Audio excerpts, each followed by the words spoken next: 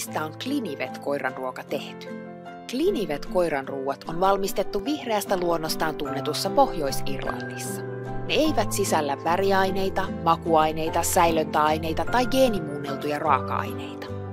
Clinivet koiranruuat on valmistettu paikallisesta vapaana kasvaneiden kanojen lihasta, Atlantin valtameren pienistä rasvaisista kaloista ja norjalaisesta lohiöljystä. Me Clinivetillä pidämme tärkeänä, että lihan laatu ja kasvatusolot ovat eurooppalaisten vaatimusten mukaisia.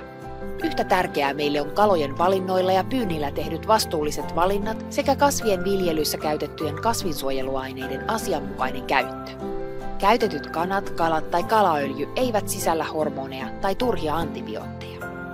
Clinivet koiranruokien riisi on viljelty harvaan asutussa Guyanassa, joka on kuuluisa henkeä salpaavan vihreästä puhtaasta luonnosta. Olemme tästä erittäin ylpeitä, sillä suurin osa maailman riisistä viljellään Intiassa ja Kiinassa, jotka ovat tiheästi asuttuja maita ja joissa maaperä, vesi ja ilmasto ovat paikoin erittäin saastuneita. Kaikki Clinivet koiranruokien sisältämät raaka-aineet on yhtä helposti tunnistettavissa kuin meidän ihmisten ruokien sisältämät valmistusaineet. Ne eivät sisällä mitään epämääräistä, kuten eläinperäisiä, kasviperäisiä tai EU-alueella hyväksyttyjä ainesosia, joiden merkitystä pitää arvailla. Korkealaatuiset ihmisravinnoksi luokitellut raaka-aineet takaavat sen, että Clinivet koiranruuat ovat erittäin herkullisia ja maku tulee puhtaasti luonnon omista raaka-aineista. Näistä syistä voimme olla varmoja, että kun sijoitat huippulaatuiseen Clinivet koiranruokaan, sijoitat koirasi terveyteen ja hyvinvointiin.